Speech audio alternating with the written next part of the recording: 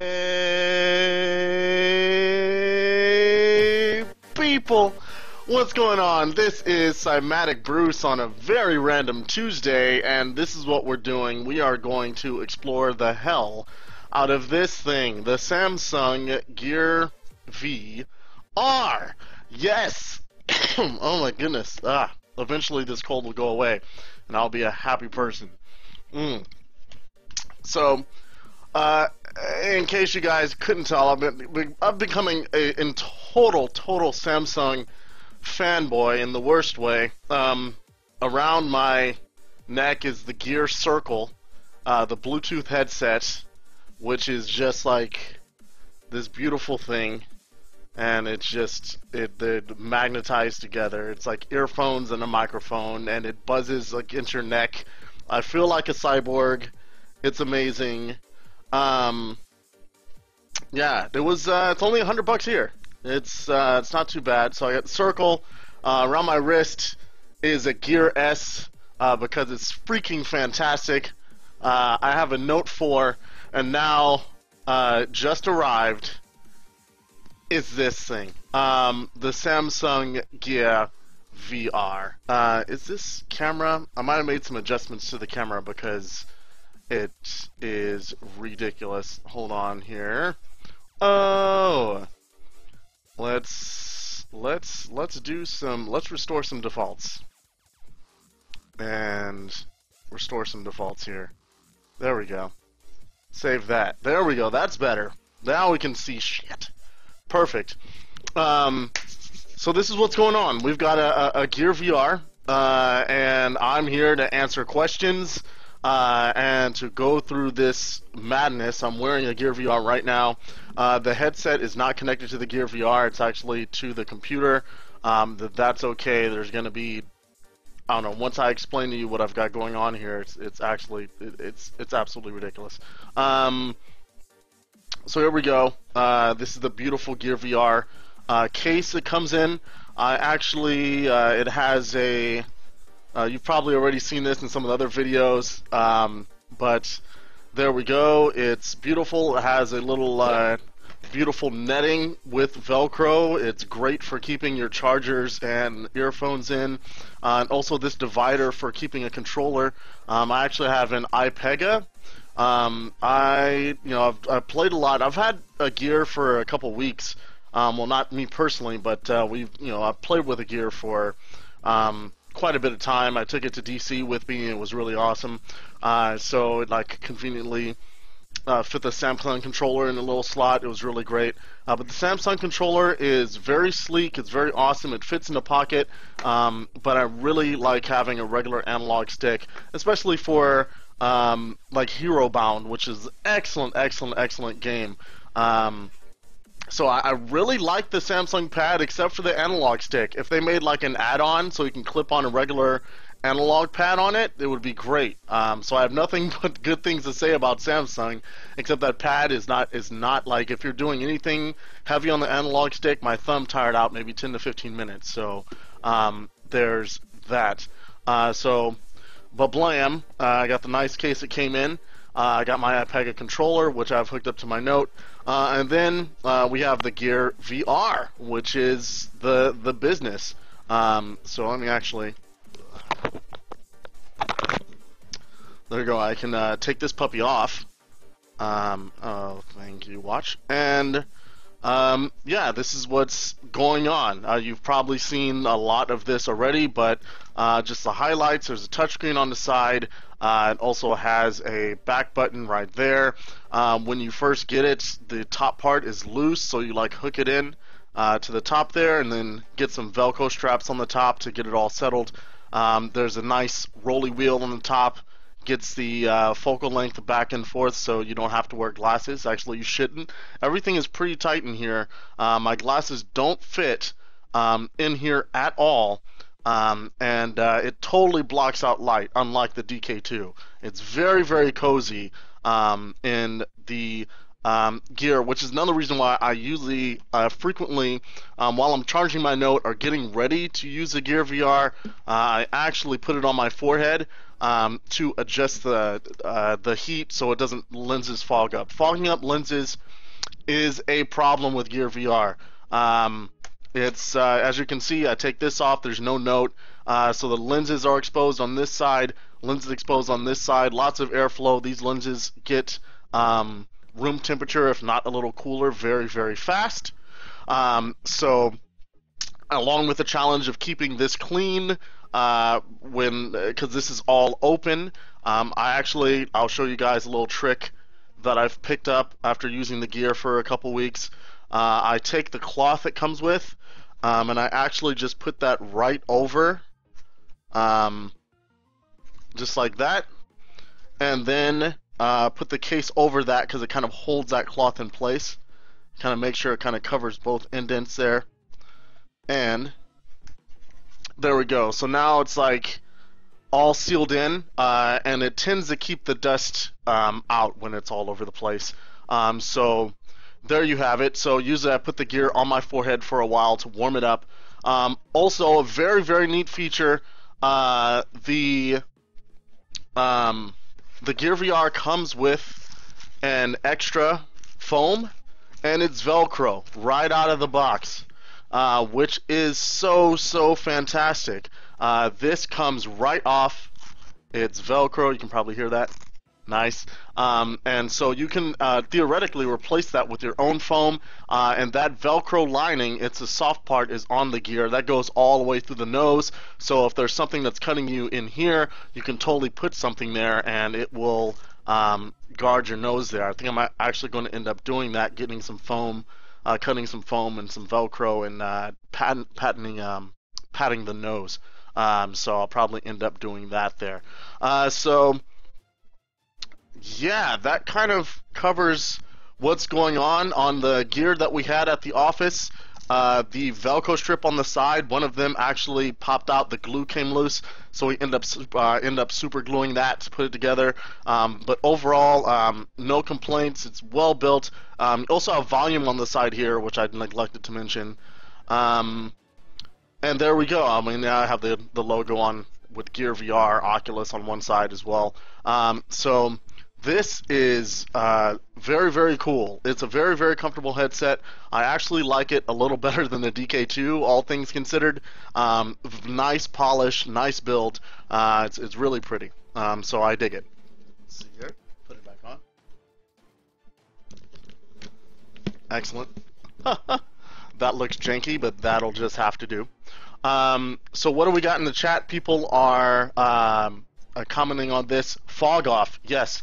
Fog off on lenses. I'll probably end up doing that for mine as well. So that is awesome, awesome sauce. Morpheus is a very comfortable headset. It is, I agree, Olivier. It is so comfortable. I was skeptical because of the Japanese kind of ratchet style that it puts you in, but it's really very, very cool. Like it. So what Oculus will announce at CES? No idea. I haven't even got a chance to freaking contemplate it. I'm busy preparing myself for everything that's going on in the next weeks leading up to CES. It's going to be very, very exciting. The cloth doesn't seem to scratch the lenses. I never had that problem. I've had glasses for years, so I go. I will make sure that there's no dust on it. So it's great. What's on the SD card? That's also here. The SD card contains stuff for the Oculus 360 photos and videos. It actually comes in a little baggie. You get the big adapter, so you can put it in a regular SD card slot, and then of course you have the kind of micro SD. I did not put that in because I've put stuff on my own. So that's what's going on there. What else? I have a version of Vanguard for gear that I downloaded. I think it got pushed early to the store and then it was taken off, but I downloaded before it got taken off. I was on this exactly. But Justin, yeah, I'm sure you have an updated version, so please send it to me and use that ID. That's the ID of my Note. So there we go. Um, lazy. All right, lazy my ass, dude. You're the hardest working dude I know. You're crazy. Um, all right, so that's kind of the overview of the Gear VR. You've probably seen. You guys are here to see the gameplay. So let's go ahead and get that on. So I have my Gear VR charged. I've been messing with it hella much. It's at 62%. We're gonna have to roll with that for the time being. And let's make this happen. So let me take this off. It's so weird not being tethered. I have a VR headset on. I have a VR headset on, you guys. Oh, what is that? A VR headset? That's right. I'm wearing it. It's crazy. All right. So good. So let me take this down. There we go. And let me get this on here. Oh, you know what? No, I'm not gonna put it on yet. Hold on. Wait a minute. People want to know how I'm streaming the gear. Let me explain that and get a few more percentage points of charge out of this freaking note. Before I do that, then you can see the whole process from kind of beginning to end on what I'm doing with this ridiculousness here. All right, very good. Cool. Okay, charging the note. Let's change this around. So this is the Reddit page. I have some, no one posted anything. I didn't expect. It's short notice. That's fine. Just making sure there's no questions there. So this is what ended up happening. I've run the gamut, dude. I actually end up picking up. Crap. Let's go.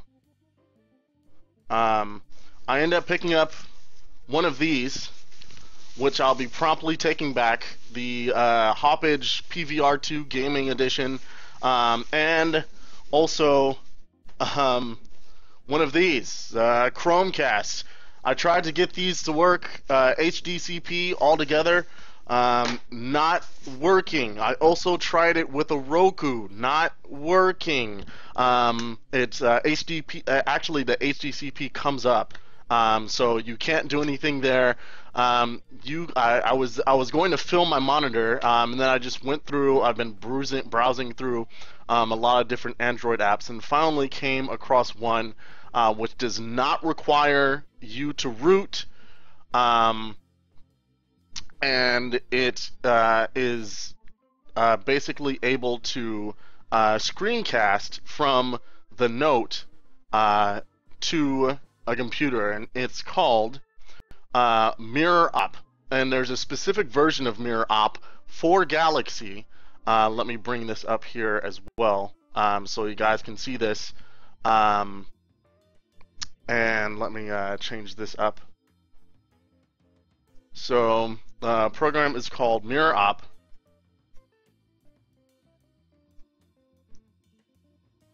And it's a version specific for Galaxy. Get it from the Google Play Store. It looks like this: Mirror Op Sender for Galaxy.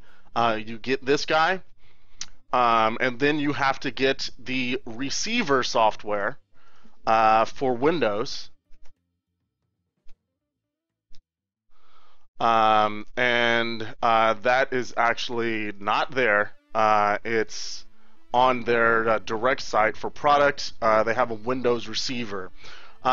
So basically, what you got going on is that you have this program on your Note, you have this program on your computer. You have to finagle some things and do some settings and get around the rootness, so you'll have to do some stuff there to make sure to connect, get a program and connect and all this other stuff. But then it ends up working, and I'm going to show you that right now. So there we go. For those of you wondering, I'm wearing it before I get on because I'm adjusting the lenses to room temperature, which prevents the lenses from fogging up. The other part of this is I'm using this cloth. I have it in between the lenses and the outside because there's nothing there and dust will just fly in. So there we go. So the frame rate on this capture is actually not bad. So let's check this out now. Let's get on this, Chumpy. Alright, so excellent. What I get? 66%. So awesome. And let me go ahead and close all extra programs that are not necessary. Note is ready to go. Let me make sure I activate Bluetooth as well and Wi-Fi because that will be necessary. And let me make sure the controller actually connects and works here as well.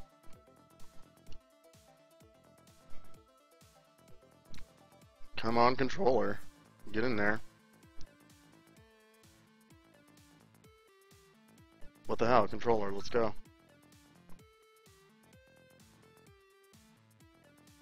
Controller. Controller, please.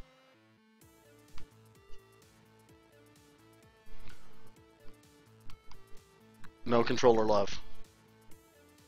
Let's again. So before I get the controller up, let me actually pull this. I'm using an iPega, and it's being weird, but that's okay. We will be alright. So what I'm going to do is open Mirror Op Center, Cinder for Galaxy. It says mirroring is stopped. It is searching for something, which is this right here. It says Cymatic BPC receiver. I'm able to select that.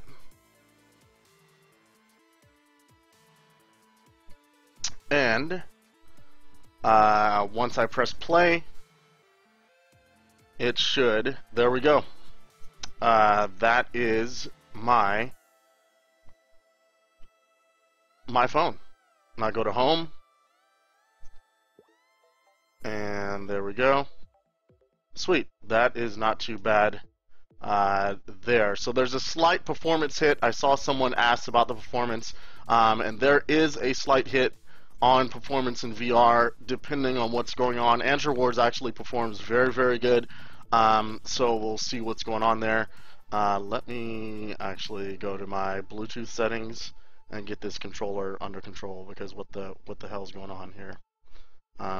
Ridiculous. Let's start from the beginning, shall we? Unpair. Just unpair the thing. Let's scan. And bada bada bada. This iPega game controller can operate in a couple modes: keyboard mode, gamepad mode. Scan.